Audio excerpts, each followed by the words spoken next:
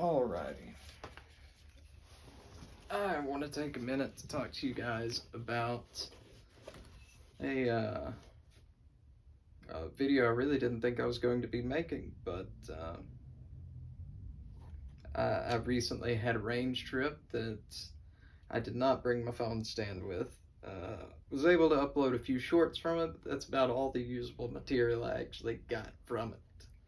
However, after getting in some much needed practice and having a little mishap, I thought that I would come and share with you guys just how much I absolutely freaking love Scalarworks optics mounts. Now, of course, I don't have any relationship with them. I have less than 100 subscribers, but, you know, maybe one day that changes. I might have 200, big time, and, that might be of a little bit more importance. Certainly right now, they do not know who I am by any means, other than the fact that I may have bought 2 of their products. But nevertheless, I probably put about 4 to 420 rounds of 5.56 through this gun the last time I went to the range. But going to the range, I do not have a case for this one yet. This is usually something that either rides around with me or sits somewhere in my house. I don't like to get into specifics as far as that's concerned, but on my way to the range, this gun fell into the floor of my truck in the back seat and was just riding around, every little bump, hit, whatever, just knocking it all over the place. And I thought for sure that I was going to have to spend 10-15 minutes trying to re-zero this thing, and I did not. I set up my steel target at 100 yards, dead on. Absolutely dead on with that very first shot. Now, I took a break at about the 200 to 210 round mark to go and swap over to my SIG here, which we'll talk about this here in a minute. I want to cover this first. But I did not set this, didn't set it up right in the truck, didn't lean it up properly against the bench at the range either. This got knocked over after about 5 minutes of shooting with the SIG, fell on the gravel. Now granted, it was only from about knee height, hip height maybe.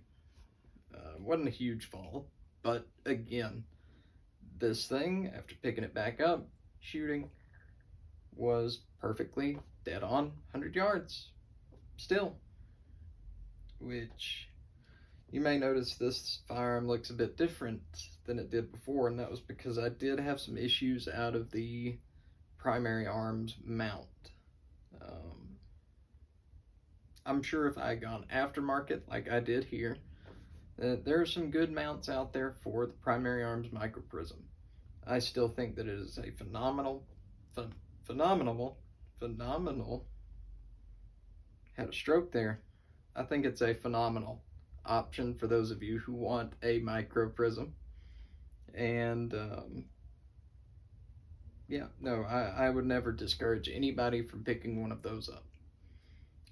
But Scalarworks mounts have certainly earned, besides, EOTechs, Vortex UH1s, Romeo 8Ts, stuff like that has a rock solid 1913 mount built into the optic itself. If it does not have that, I'm going to go Scalarworks 110% of the time, just because from my own clumsiness I have figured out just how rock solid and awesome that they are. I only have, again, 400 to 420 rounds through this exact setup here. This is a Scalarworks 157 micro mount with an Aimpoint Duty RDS sitting on top. Again, I do not have as much use with this as I do with this, but this has proven itself a couple of times now that it will hold zero under some decent abuse, which is all anybody can ask for any of their tools, more or less. So, moving on from this, set it up so it doesn't fall on me. Stay. Now, this is a Scalarworks 193 riser with a Trigicon SRO and a Jaegerworks Bros. It is their battle-ready optic shield to protect it, because the Trigicon SRO, as we all know, is not a duty-rated optic. Little joke there, but nevertheless, I have not dropped this yet. I hope that I never do, but I do have about 1,100 to 1,200 rounds through this setup now. We burned through a lot of supersonic ammo at the range this past trip, and again, I would like to say that this riser, this mount, has not had to be adjusted, worked with any. I mounted this setup on here the day that I got this firearm, set it, and I have not had to mess with it since. We were talking over 1,000 rounds on a 300 blackout firing supers without any adjustments whatsoever. It has held zero absolutely perfectly since that first time that I set this up. Now, that speaks volumes, at least about round count to me, what these optics can take. That shows me that drop testing, durability wise, it's going to go the distance. Now, everything does have its breaking point, but so far for me, I am highly, highly impressed with these Scalarworks products. I only own two, but I absolutely love both of them and wholeheartedly recommend them.